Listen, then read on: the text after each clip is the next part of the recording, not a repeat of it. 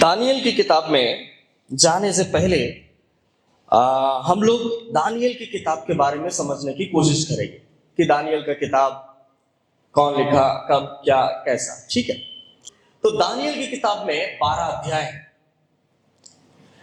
ये 12 अध्याय को लगभग 530 से लेकर 600 ईसा पूर्व में दानियल जब वो 85 से 90 वर्ष के थे तब उन्होंने लिखा ये वाली किताब को। इसमें 4 राजा आपको मिलेंगे। राजा नबूकदनेस्सर, उनका बेटा बेल्शस्सर, उसके बाद मादियों का राजा दारा, उसके बाद लास्ट में राजा खुसरो। 4 लोग मिले। अब यहां पर आप देखेंगे तो ये जो 4 राजाएं हैं, इनका मतलब 4 प्रकार के राजनीतिक तत्व बदले। ये जो 4 राजाएं जो चेंज हुए हैं, ये जो इतिहास है लगभग 70 वर्षों का है। कितने वर्षों का? 70 वर्षों का। जब दानियल यरूशलेम से बेबीलोन को लाए गए तब वो लगभग बाइबल ज्ञानियों का मानना है कि वो 17 से 18 साल के थे, और जब ये लिख रहे हैं तो उनका मानना है कि 85 से 90 वर्ष के थे। अगर हम लोग इसको सब्सट्रैक्ट कर ले तो लगभग 70 से 80 साल का जो है एक इतिहास इन 12 अध्यायों में छुपा हुआ है। कि दानियल की किताब में मैंने आपको बताया ना कि नबूकदनेस्सर ने कहां पर चढ़ाई किया था? यरूशलेम पर। यरूशलेम से कई सारे इजरायलियों को बंदी बना करके कहां लाया गया? बेबीलोन लाया गया।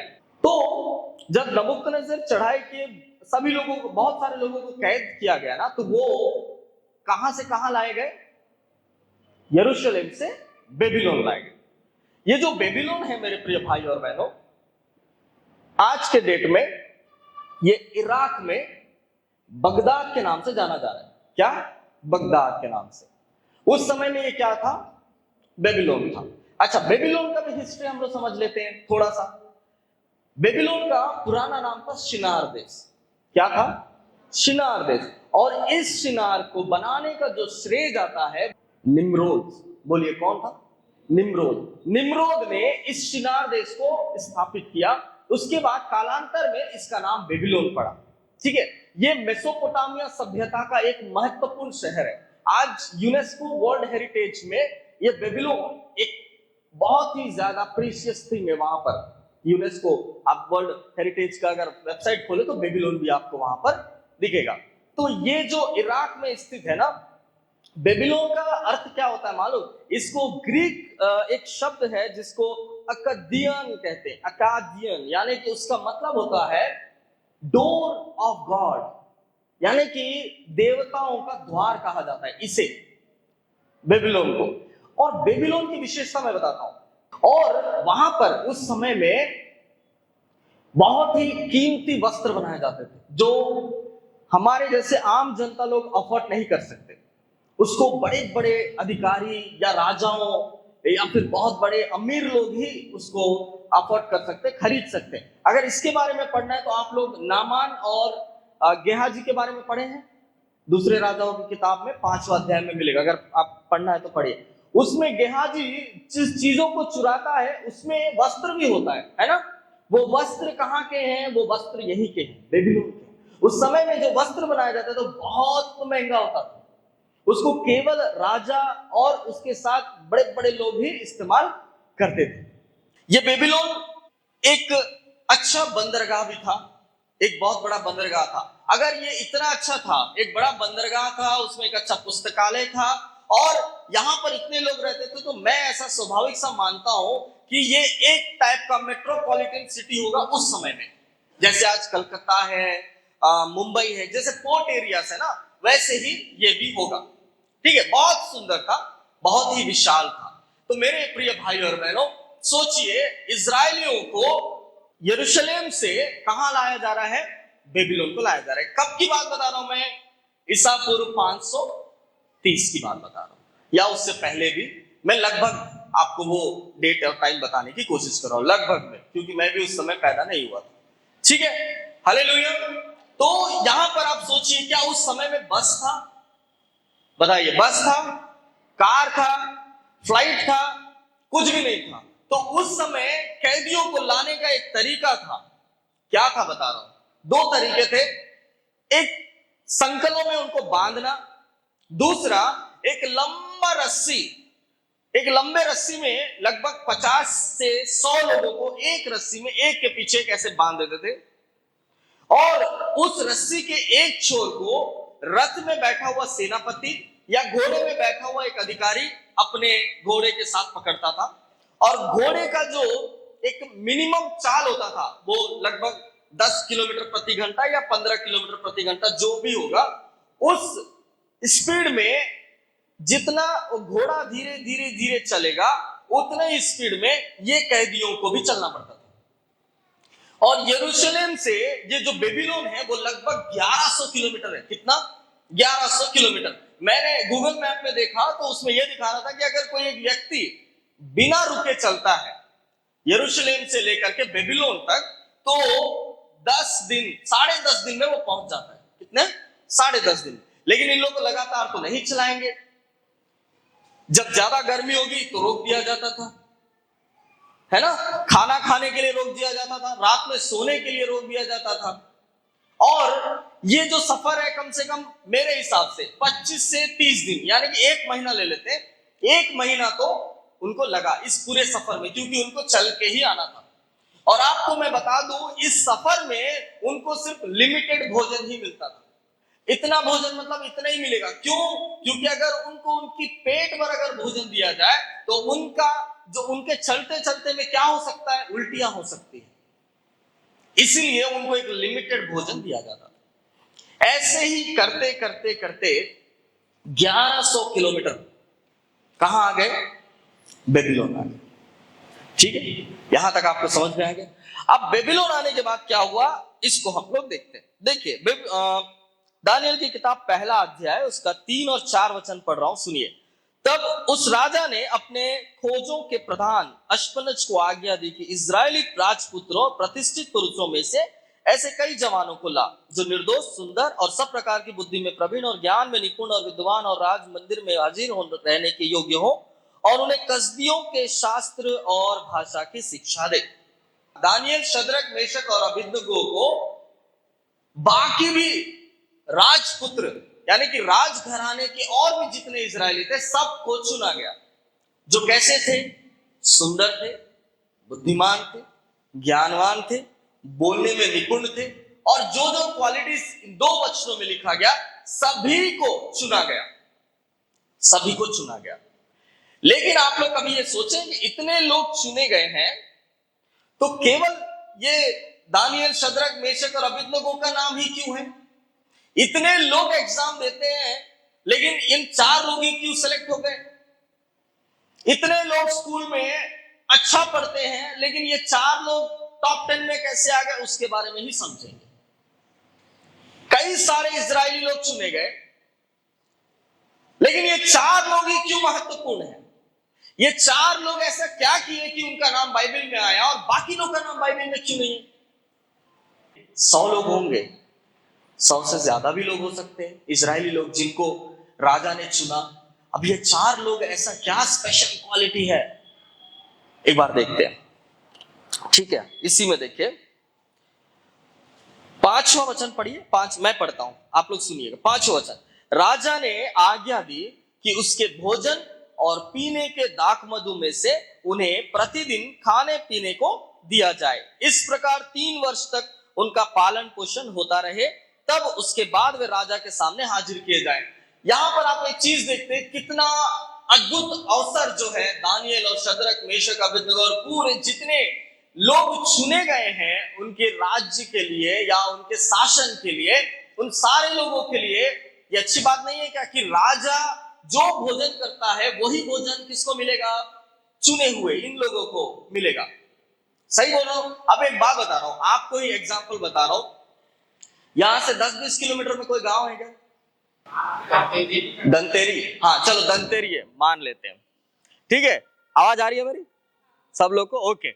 अब ये दंतेरी में मैं यहां से आप लोगों को ले चलूं, आप लोग पैदल पैदल पैदल पैदल जा रहे हैं, बीच में सिर्फ पानी मिला, थोड़ा बहुत भोजन मिला। अब धनतेरी में पहुंचने के बाद अगर, क्या बोले, कंतेरी, अच्छा कंतेरी में पहुंचने के बाद अगर वहां पर आपको बिरयानी मिले तो आप क्या करोगे?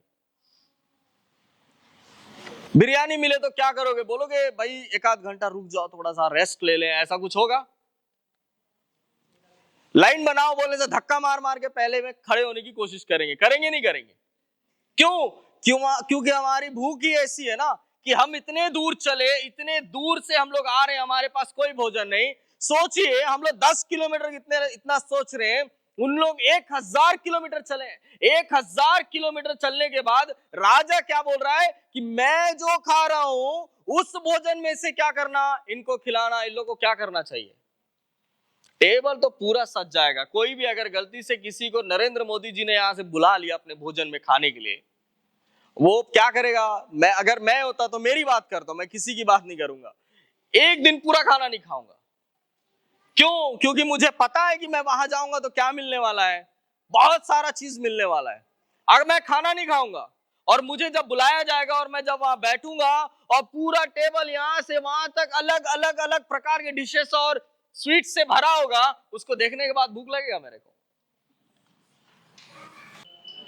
लगेगा भूख? मैं तो पहले ये सोचूंगा कि मैं पहले किससे स्टार्ट करूं, मैं कौन सा खाऊं, कौन सा खाऊं, है कि नहीं?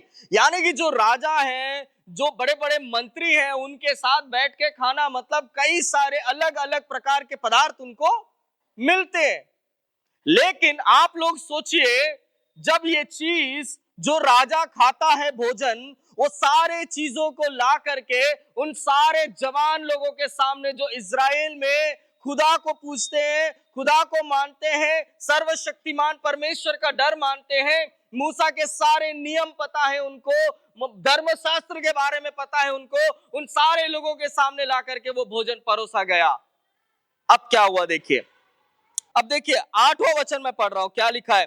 परंतु दानियल ने अपने मन में ठान लिया कि वह राजा का भोजन खाकर और उसके पीने का दाख मधु पीकर अपवित्र ना होए, इसलिए उसने खोजों के प्रधान से विनती की कि उसे अपवित्र ना होना पड़े। मेरे प्रिय भाई और बहनों, थका है वो, परिस्थिति ठीक नहीं, ग्लूकोज का लेवल डाउन है, सब परिस्थिति ठीक नहीं है, सूख गया होगा, सब चीज होगा। अब उसके सामने इतना अच्छा भोजन आया, लेकिन जैसे ही उसने भोजन को देखा, उसने क्या बोला? इस अपवित्र चीज को मैं ग्रहण नहीं करूंगा। आज पता है यहां पे जवान जितने भी लोग हैं जिनको लगता है कि मैं फेल्यूर हूं, मैं कुछ नहीं कर पा रहा हूं, कुछ नहीं सोच पा रहा हूं, आगे नहीं बढ़ पा रहा हूं, मेरे प्रिय भाई और बहन, यही चीज है जो मैं आपको समझा रहा हूं। आप ऐसे फ्रेंड्स को सेलेक्ट नहीं कर रहे हो जो आपको क्या गलत है और क्या सही है बता नहीं पा रहा है। अगर मान लीजिए मैं आपका एक अच्छा दोस्त हूं और अगर मैं 10वीं फेल हूं और आप आके मेरे को 10वीं के पेपर के बारे में पूछोगे, तो मैं क्या आपको सही, मैं एक डिजर्व कैंडिडेट लगता हूं कि मैं आपको एक सही सजेशन दूंगा? आपके मित्र, आपके जो कोई कोलीग हो जो ऑलरेडी अपने लाइफ में फेल है, आप उससे जाके क्या पूछ सकते हो कि मुझे अपने जीवन में क्या करना चाहिए? नहीं। लेकिन यहां पर दानियल को देखिए, दानियल इतना अच्छा फ्रेंड है शद्रक मेशक अबेदनगो का कि उन लोगों ने एक साथ, यहां पर 8वें वचन में लिखा, अपने मन में ठान लिया। अपने मन में क्या किया उसने? ठान लिया। यही तो चीज है, हम अपने मन में किसी पाप को, ये पाप है और इसको नहीं करना चाहिए, ये हम लोग अपने मन में बिठाते ही नहीं है। हमें लगता है कि ये पाप छोटा है, ये आज छोड़ दूंगा, सिगरेट पीता हूं मैं, आज कल परसों कभी भी छोड़ सकता हूं। आपको मैं एक बात बता देता हूं, पाप जब प्रारंभ करते हैं वो बहुत अच्छा लगता है, बहुत मीठा लगता है, लेकिन जब उसको छोड़ने की बारी आती है ना, वो आपके बस की बात नहीं। क्योंकि अभी आपका कंट्रोल हो सकता है उसके ऊपर, लेकिन याद रखना बढ़ते बढ़ते बढ़ते उसका कंट्रोल आपके ऊपर होगा, आपका कंट्रोल खो जाओगे। समझ में आ रहा है? मैं अभी आते आते कार में एक कोटेशन पढ़ रहा था, हमारे परिवहन वाले लगाए थे, क्या? Speed thrills but it's kills लिखा था। यानी कि स्पीड बहुत अच्छा थ्रिल देगा, लेकिन आगे बढ़ के क्या करेगा? किल करेगा, यानी कि खत्म करेगा। एक लड़का था, मैं एक उदाहरण के साथ आप लोग को समझाना चाहता हूं। एक लड़का था, वो लड़के को एक छोटा सा अजगर का सांप मिला। क्या मिला? बोलिए सब लोग। अजगर का सांप, छोटा सा, वो भी बच्चा था। ये दोनों साथ साथ में बड़े, वो उसको खिलाता था पिलाता था। वो भी सांप धीरे धीरे बड़ा होने लगा, ये लड़का भी थोड़ा धीरे धीरे बड़ा होने लगा। लड़का एक करतब सिखाया उस सांप को। वो ये सिखाया, जब वो चुटकी बजाता था ना, तो वो सांप आता था और धीरे से उसके हाथ को रैप करता था, अपने वो सिकुड़ जाता था और वो धीरे धीरे कसने लगता था। और जैसे ही वो बच्चा फिर से चुटकी बजाता था, वो सांप फिर से ढीला करके उसको छोड़ देता था।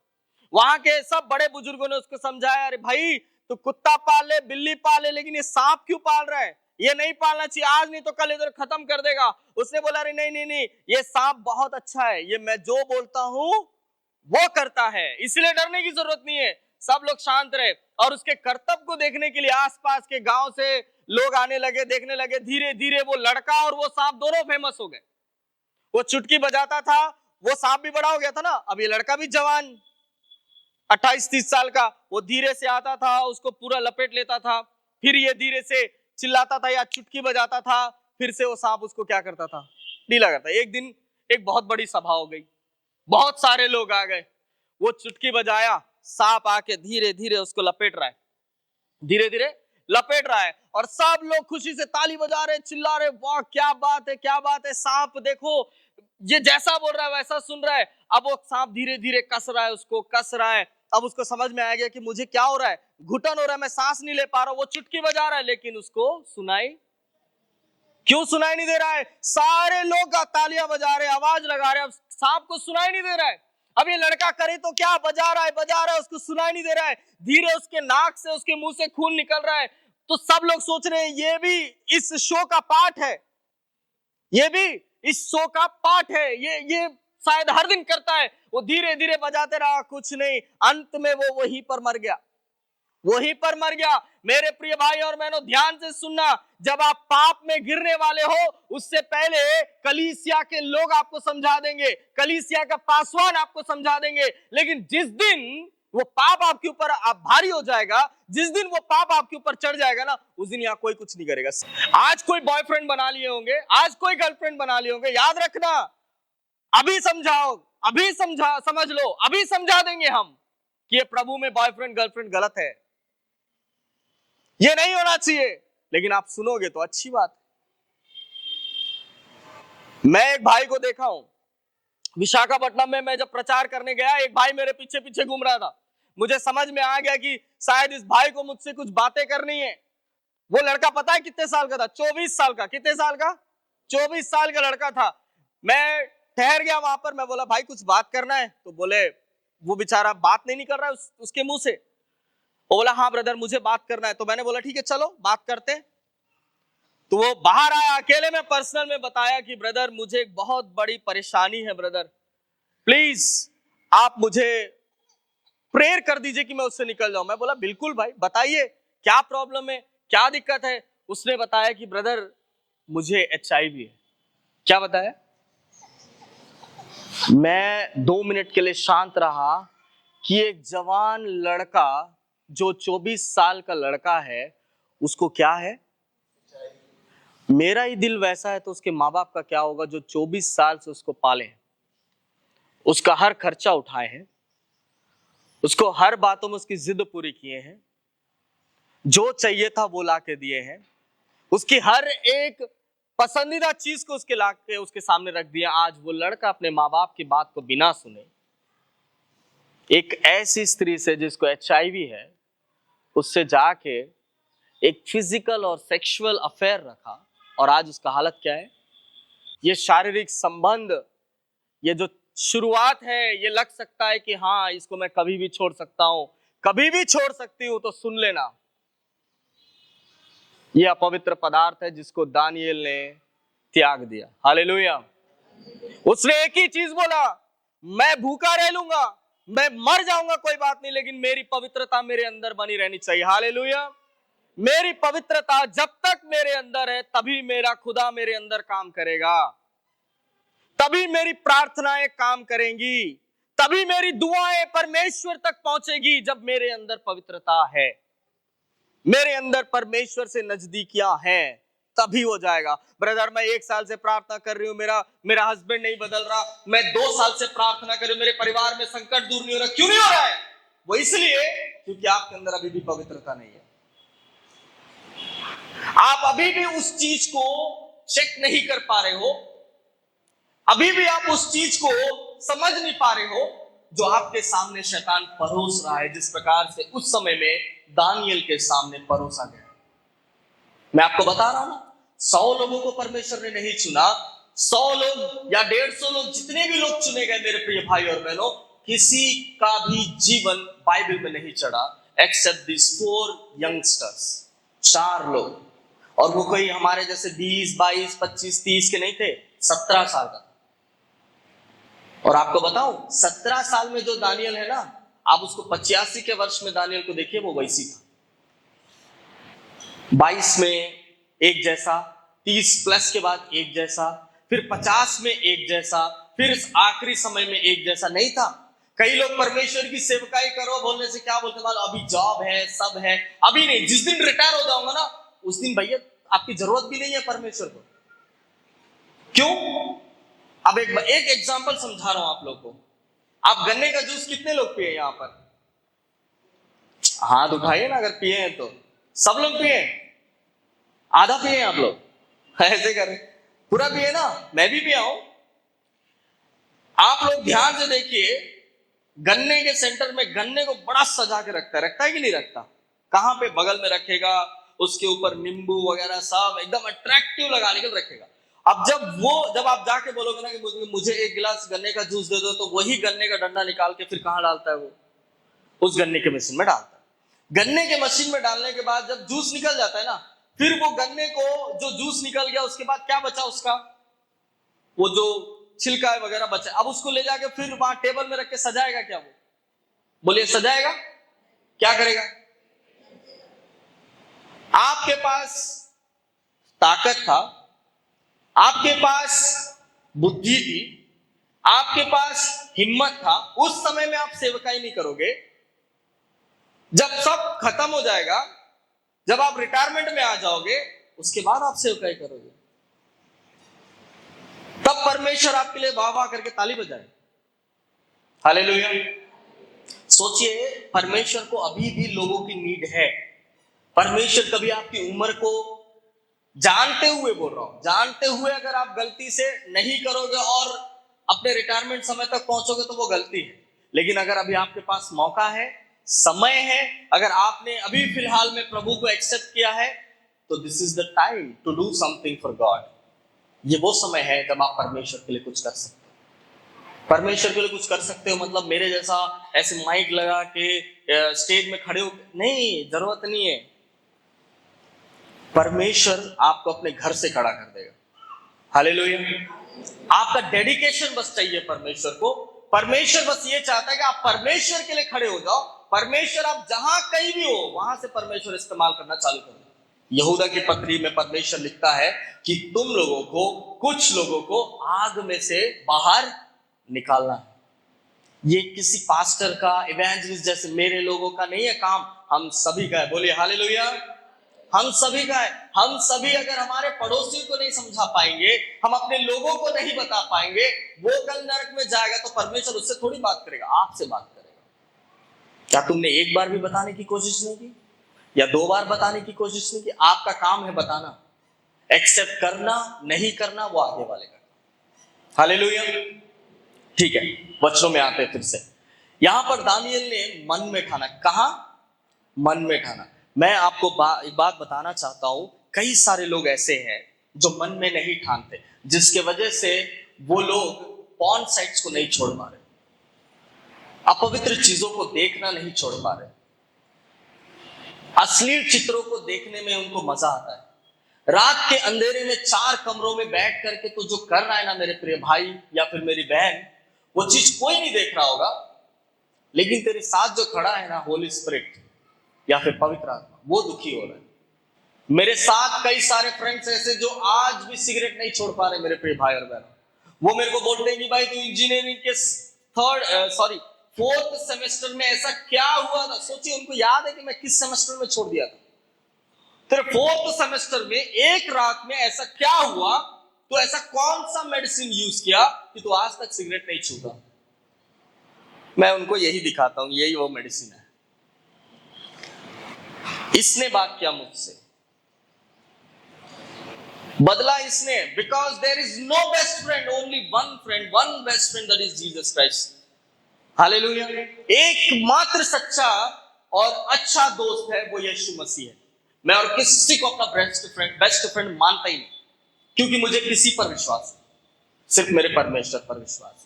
हमारा परमेश्वर ऐसा परमेश्वर है, हम जिंदा हैं तब भी हमारे साथ है, मरने के बाद भी वो हमको लेकर के जाएगा। हालेलुया।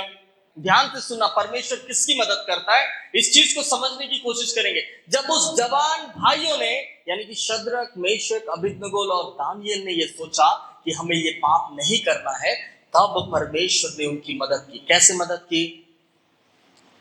वो गए, किसको मना कर दिए? वो खोजों के प्रधान को, अशपनज को क्या बोले? हम नहीं खा सकते, ये भोजन हम नहीं छू सकते, इसको लेकर के हम अपने आप को अपवित्र नहीं कर सकते। तो जो राजा का आदेश है उसको कोई भी ठुकरा सकता है क्या? अगर वो ठुकराया मतलब वो क्या हो जाएगा? खत्म, वो उसका आखिरी दिन है। लेकिन देखिए क्या हुआ, 9वां वचन पढ़ रहा हूं, देखिए। परमेश्वर ने खोजों के प्रधान के मन में दानियल के प्रति कृपा और दया भर दी। परमेश्वर किसकी मदद करता है? बोलिए जोर से। परमेश्वर उसकी मदद करता है जो परमेश्वर के लिए खड़ा होता है। परमेश्वर उसकी मदद करता है जो अपनी पवित्रता को बनाए रखने के लिए निरंतर जागृत होता है। परमेश्वर उसकी मदद नहीं करता जो अभी यहां से जाने के बाद टीवी लगा के मूवीज देखता है। परमेश्वर उसकी मदद नहीं करता तो अभी जाकर के कपिल शर्मा का शो, उसका शो, इसका शो देखता है। परमेश्वर उसकी रक्षा या फिर उसकी मदद नहीं करता जो यहां से जाने के बाद अपने बॉयफ्रेंड गर्लफ्रेंड से गंदे गंदे चैटिंग्स करता है। उसकी मदद क्यों करेगा परमेश्वर? या उसकी मदद क्यों करेगा जो जा करके अपनी पत्नी रहते हुए भी दूसरी औरत के साथ या दूसरे पुरुष के साथ गलत रिश्ते में? या उसकी मदद क्यों करेगा जो इस पवित्र मंदिर को शराब से भरता है? उसकी मदद क्यों करे वो? जब वो उसके लिए खड़ा नहीं होता तो परमेश्वर उसके लिए क्यों खड़ा हो? ये न्याय है ना, अन्याय थोड़ी है किसी के लिए। दानियल के लिए क्यों खड़ा हुआ परमेश्वर? क्योंकि पता है कि परमेश्वर को कि दानियल किसके लिए खड़ा होगा? मेरे लिए खड़ा हुआ है, मेरी महिमा के लिए खड़ा हुआ है। वो अपनी पवित्रता को बना के रखा है। परमेश्वर ने ये बात देखा, इसलिए परमेश्वर ने किसको ब्लेस किया या किसके लिए काम करना चालू कर दिया? दानियल के। ध्यान से सुनिए, जब परमेश्वर खुद आपकी मदद के लिए उतर आएंगे ना, मैं बोलता हूं ऐसा कोई काम नहीं है इस धरती पर जो आपके लिए असंभव होगा। आप जिस काम में हाथ डालोगे वो काम सक्सेस होगा। जो पढ़ाई आप करोगे उस पढ़ाई में ब्लेसिंग्स मिलेगी। जिस जॉब के लिए आप कोशिश कर रहे हो वो जॉब सबसे पहले नंबर पे परमेश्वर आपको खड़ा करेगा। हालेलुया। आप परमेश्वर के लिए खड़े होना सीख जाइए, परमेश्वर की मदद को आप अपनी आंखों से देखेंगे। हाँ, 11वां पहला अध्याय का 12 और 13 वचन में पढ़ रहा हूं, देखिए 12 और 13 वचन। यहां पे क्या लिखा है? मैं तुझसे विनती करता हूं कि अपने दासों को 10 दिन तक जांच, हमारे खाने के लिए साग पात और पीने के लिए पानी ही दिया जाए। हालेलुया। दे आर चैलेंजिंग, वो चैलेंज, चुनौती कर रहे हैं, चुनौती दे रहे हैं। किसको? हालातों को चुनौती दे रहे हैं। हालातों को चुनौती देना मजाक है क्या? हालातों को चुनौती देना मतलब नथिंग बट शैतान को चुनौती देना। उन लोग किसको चुनौती दे रहे हैं? शैतान को चुनौती दे रहे हैं। 10 दिन देख लेना, उन लोगों को जो खिलाना है खिलाओ, चिकन मटन जो खिलाना है खिलाओ, हम 10 दिन तक केवल और केवल वेजिटेरियन देखेंगे और खाएंगे। 10 दिन के बाद फिर हम देखते हैं कि कौन कितना सुंदर और बलवान दिखेगा। हालेलुया। हम अपनी परिस्थितियों को तभी चुनौती दे सकते हैं जब आप खड़े हैं, जब आप धर्मी हैं, जब आप अपनी बात पर खड़े होते हैं। आज मैं झूठ नहीं बोलूंगी बोल के 3 दिन में झूठ बोलते हो ना, वो खड़ा उतरना नहीं होता। आज से मैं शराब छोड़ रहा हूं, आज से मैं व्यभिचार छोड़ रहा हूं बोल के 1 सप्ताह के अंदर, 10 दिन के अंदर जो चालू करते हैं ना, उसको खड़ा निकलना नहीं बोलते, उसको धर्मी नहीं बोला जाता। परमेश्वर बोलता है ऐसे लोग कौन है? गुनगुने लोग। ऐसे लोग कौन है? गुनगुने लोग। मैं एक बात बोलूंगा, थोड़ा शायद किसी को घिन लगे तो माफ करना। परमेश्वर क्या बोला, जो गुनगुने उसको मैं क्या करूंगा, आई विल स्पीक आउट, मैं उसको थूक दूंगा। लिखा है बाइबल में, प्रकाशित वाक्य में। एक बात बताइए, आपने थूका होगा बहुत बार आपने थूका होगा ना, थूकने के बाद अरे रे रे मैं गलत कर दिया, थूक के बोल के उसको निकाल के मुंह में कभी रखोगे? सोचने से ही कैसा लग रहा है आपको? थोड़ा अजीब लग रहा है। जब परमेश्वर एक बार एक गुनगुने स्त्री को या पुरुष को थूक दे तो समझ जाना वो थूक दिया, फिर उसके बाद उसके बारे में कभी भी नहीं सोचेगा।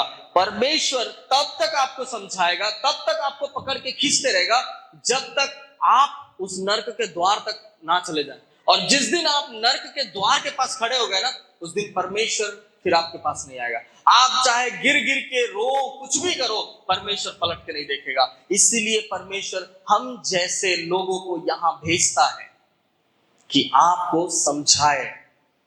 परमेश्वर का वचन क्या कहता है मालूम? क्या पता, this is the last time, this is the last warning. ये आखिरी संदेश हो सकता है आपके जीवन के लिए। ये आखिरी बार आपको परमेश्वर बता रहा होगा, फाइनल वार्निंग आपको दे रहा होगा कि तू जिस पाप में है मैं उसको देख रहा हूं, संभल जा। इसके बाद अगर मैं थूक देता हूं तो फिर भूल जाना कि मैं कभी वापस लौट के आऊंगा। आपको लगे कि ये ब्रदर डराने आए तो कोई बात नहीं। मैंने बोला ना शुरू में कि मैं जो बोलने आया हूं, जो परमेश्वर मुझे बोलने बोला है, वो मैं बोल के ही जाऊंगा। हालेलुया। मैं क्या चाहता हूं मालूम? यहां पर परमेश्वर शायद सबके लिए मुझे नहीं भेजा होगा, यहां पे परमेश्वर शायद वो 4, 5, 10 लोगों के लिए भेजा होगा। हालेलुया। वो 5, 10 लोगों के लिए परमेश्वर भेजा होगा जिनको वो सबसे ज्यादा प्यार करता है। और आप जितने भी पाप कर रहे हो ना, परमेश्वर अभी भी हाथ फैला के क्यों खड़ा है पता है? उनको यकीन है कि आज के संदेश के बाद आप वापस उनके पास आओगे। उनको यकीन है आप परमेश्वर के पास आओगे। यदि आज भी आप नहीं आए ना, आप फेल्यूर ही देखोगे। परमेश्वर के दास होने के नाते बोल रहा हूं। आप अपने माता पिता के लिए ब्लेसिंग्स का कारण होना चाहिए, कर्स का कारण नहीं, श्राप का कारण नहीं बनो, आशीष का कारण बनो। हालेलुया। इस संसार की चकाचौंध में, इस संसार के एक अल्पकाल के छोटे से छोटे पाप के लिए गिरना बंद कर दो। अपने लाइफ में आप आगे बढ़ना अपने आप को देखो, चैलेंज करना सीखो, अपने परिस्थितियों को चुनौती देना सीखो। ये कौन सिखाएगा? ये परमेश्वर सिखाएगा। जब आपको पता लग जाएगा ना कि हाँ मेरे लिए मेरा परमेश्वर लड़ रहा है, उस दिन देखना आप यूपीएससी क्या कोई भी एग्जाम आप निकाल लो। हालेलुया, बोलो हालेलुया। आपके लिए कोई काम छोटा नहीं है। आपके पास वो कैपेबिलिटी है, आपके पास वो बुद्धि है, आपके पास वो ज्ञान है, बस शैतान उसको इस्तेमाल करने नहीं दे रहा। आपके पास जब बराबर आप पढ़ाई करने के लिए सोचोगे ना, तब बराबर कुछ ना कुछ लाके आपको परोसेगा, है ना? बराबर उस समय लाके परोसेगा। क्या परोसेगा? अरे एक नया वीडियो आया देख ले, एक फ्रेंड का फोन आया देख ले, या फिर कहीं मम्मी पापा आ जाएंगे बोलेंगे चल यहाँ घूमने जाना है। कुछ ना कुछ मिला के आपको शैतान पढ़ाई से रोकेगा। और इसको आप तभी समझ पाओगे जब आप परमेश्वर के वचनों में चलना सीख जाओ। ब्रदर सिस्टर, जब आप प्रेयर करने के लिए घुटना टेकोगे ना, तभी पड़ोस आएंगे, तभी फोन कॉल्स आएंगे ऑफिस से, तभी फोन कॉल्स आएंगे आपके रिश्तेदारों से।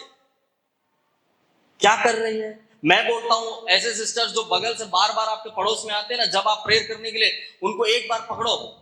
आते ना कुछ लोग, भाभी जी थोड़ा चीनी है तो दे दो, थोड़ा आटा है तो उनको बोलो भाई तू आ, मैं तेरे को अच्छे से दे दूंगी।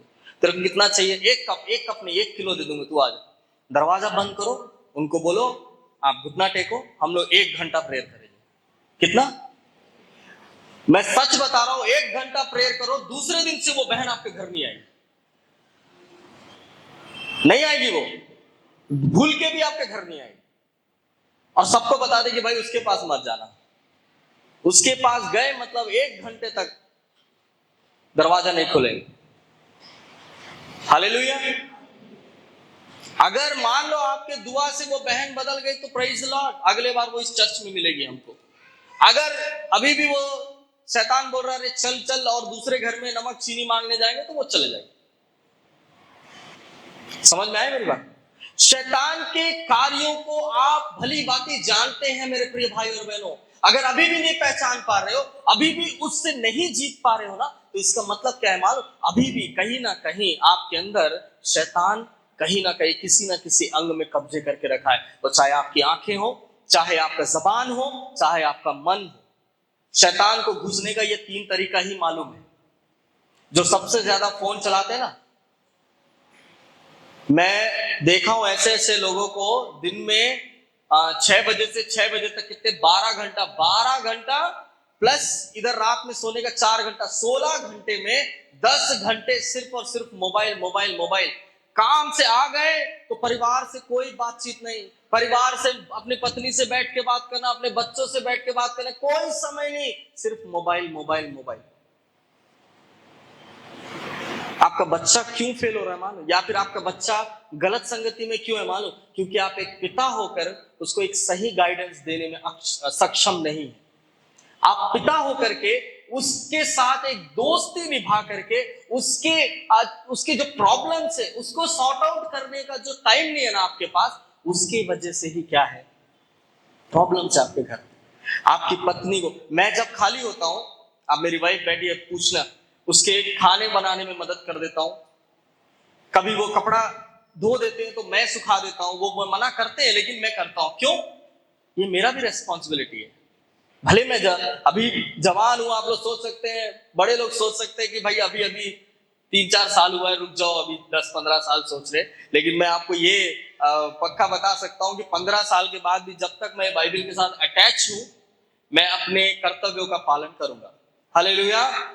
मैं ये बात क्यों बोल रहा हूं मेरे जवान भाई और बहन? मोबाइल्स में ज्यादा समय मत बिताना, वो शैतान का सबसे बड़ा खतरा है। हम मोबाइल किसके थ्रू चला रहे हैं बताइए, जल्दी से बताइए, खत्म करेंगे। भाई इंटरनेट से चलता है कि नहीं? अब इसको हिंदी में बोलो, इंटरनेट को हिंदी में बताओ। नेट मतलब जाल, और इंटर मतलब आप कहां हैं? जाल के अंदर। और उसी में आप लोग क्या कर रहे हैं? खुशी मना रहे हैं, है ना? हमारा एक दोस्त था पढ़ाई के समय में, वो थक जाता था पढ़ते पढ़ते, तो बोलता था भाई 5 मिनट मोबाइल देखता हूं, और 5 मिनट बस रील लगाता था, हम लोग सब सो जाते थे। उसके बाद उसको समझ में आता था कि मैंने बहुत टाइम वेस्ट क्या कर दिया, वेस्ट कर दिया। आप एक फोन में एक चीज को स्वाइप करने की कोशिश करेंगे, करते करते आपका समय, शैतान बोलेगा कर कर, अपना ही है इंटरनेट, अपना ही। सब लोग बिजी हो गए आजकल, है ना? एक परिवार में खाने के टेबल के पास एक फोन। अच्छा, एवरेज फोन पता है आपको सबसे ज्यादा फोन कौन सा देश चलाता था? चाइना। अब चाइना भी पीछे हो गया, इंडिया पहले नंबर। इंडिया में एक घर पे महज 5 से 6 फोन पाए जा रहे। कितने? 5 से 6 फोन एक घर पे। मतलब सोचिए आज शैतान कितने अच्छे रीति से अपने लोगों का ब्रेन वॉश कर रहा है। जिस दिन आप समझ जाओगे ना कि अंतिम दिनों का समय में शैतान मुझे भटका रहा है, उस दिन आप क्लियरली समझ जाओगे कि ये सारा चीज कुल मिला के मेरे को परमेश्वर से दूर कर रहा है। 15 वचन देखिए, उस 10 दिन के बाद उनके मुंह राजा के भोजन के खाने वाले सब जवानों से अधिक अच्छे और चिकने दिखाई पड़े। हालेलुया। अब ध्यान से सुनिएगा, इन लोगों ने चुनौती दी, और चुनौती में जीत किसने हासिल किया? इन्हीं लोगों ने हासिल किया। परमेश्वर ने हासिल किया? नहीं, परमेश्वर ने उल्टा इनकी महिमा की। क्योंकि इन्होंने किसकी महिमा की? परमेश्वर की महिमा की। कैसे की? अपने आप को पवित्र रखे। बाकी लोग क्या हुए? दे आर कमिटेड, वो कॉम्प्रोमाइज हो गए। जॉब में रिश्वत देना चाहिए, कॉम्प्रोमाइज हो गए। कभी कभी गालियां देना चाहिए, कॉम्प्रोमाइज हो गए। कभी कभी दूसरों की चुगली कर लेना चाहिए, कॉम्प्रोमाइज हो गए। ये कॉम्प्रोमाइज लोग कभी भी स्वर्ग नहीं जा सकते। ये 4 लोग कॉम्प्रोमाइज नहीं हुए मेरे प्रिय भाई और बहन।